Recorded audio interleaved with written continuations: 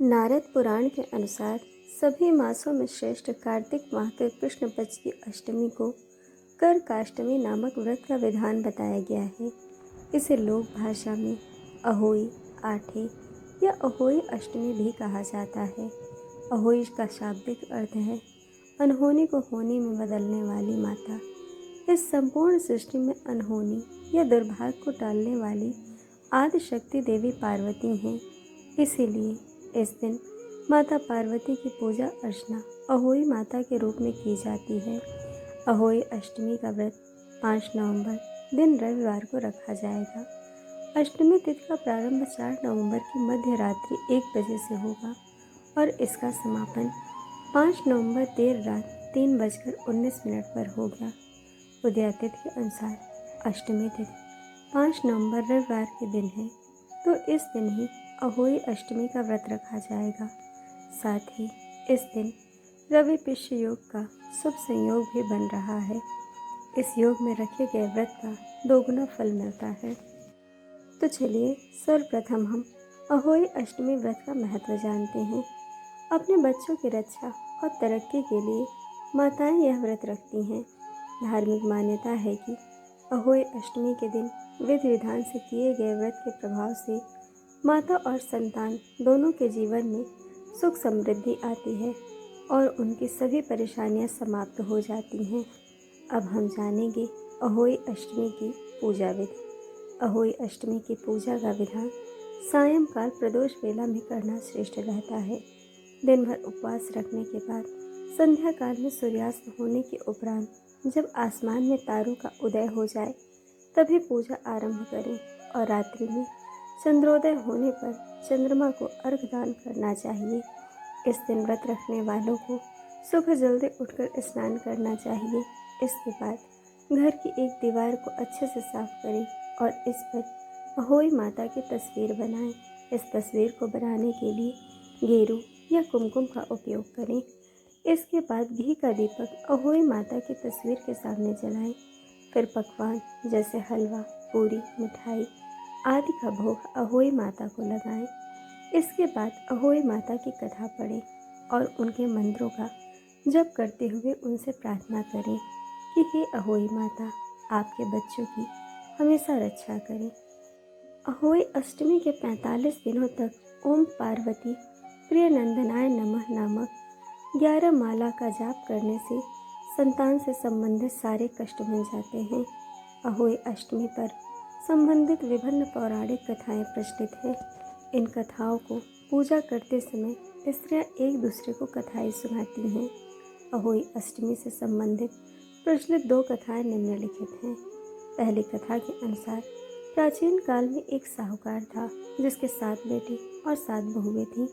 इस साहूकार की एक बेटी भी थी जो दीपावली के अवसर पर ससुराल से मायके आई हुई थी। दीपावली पर घर को लीपने के लिए 7 ही बहुएं मिट्टी लाने जंगल में गईं, तो ननद भी उनके साथ जंगल की ओर चल पड़ी।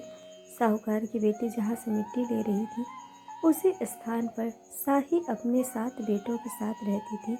मिट्टी खोदते हुए गलती से साहूकार की बेटी ने खुरपी से साही का एक बच्चा मर गया।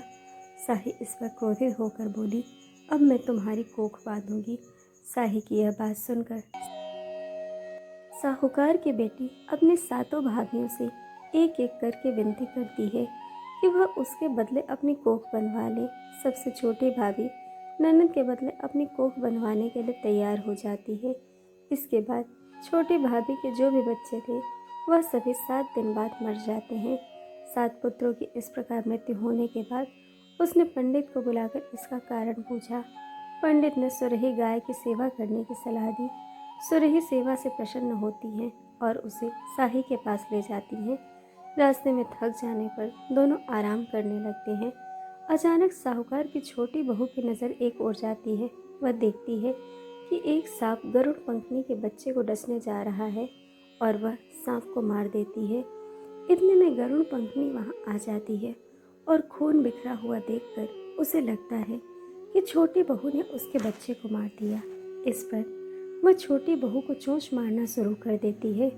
छोटी बहू इस पर कहती है कि मैंने तो तुम्हारे बच्चे की जान बचाई है, गरुण पंखनी इस पर खुश होती है और सुरही सहित उसे साही के पास पहुंचा देती है। साही छोटी बहू की सेवा से प्रसन्न होकर उसे 7 पुत्र और 7 बहुएं होने का आशीर्वाद देती है। साही के आशीर्वाद से छोटी बहू का घर पुत्र और पौत्र वधुओं से हरा भरा हो जाता है। इसी प्रकार अहोई अष्टमी का अर्थ एक प्रकार यह भी होता है अनहोनी को होनी बनाना, जैसे साहूकार की छोटी बहू ने कर दिखाया था। अब हम अहोई अष्टमी की दूसरी कथा सुनेंगे। कथा के अनुसार एक बार एक औरत अपने 7 पुत्रों के साथ एक गांव में रहती थी। एक दिन कार्तिक महीने में वह औरत मिट्टी खोदने के लिए जंगल में गई।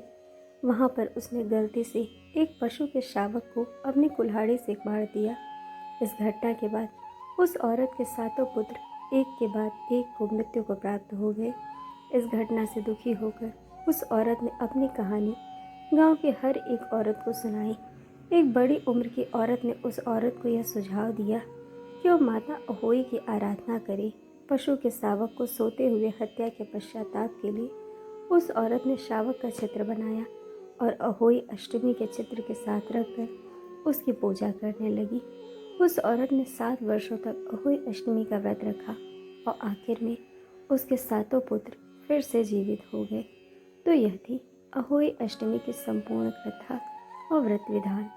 दोस्तों, आपको कथा कैसी लगी यह हमें कमेंट करके ज़रूर बताइएगा और चैनल को सब्सक्राइब, वीडियो को लाइक शेयर करना बिल्कुल मत भूलिएगा। वीडियो देखने के लिए आप सभी का बहुत बहुत धन्यवाद। जल्द मिलेंगे एक और नई कथा के साथ।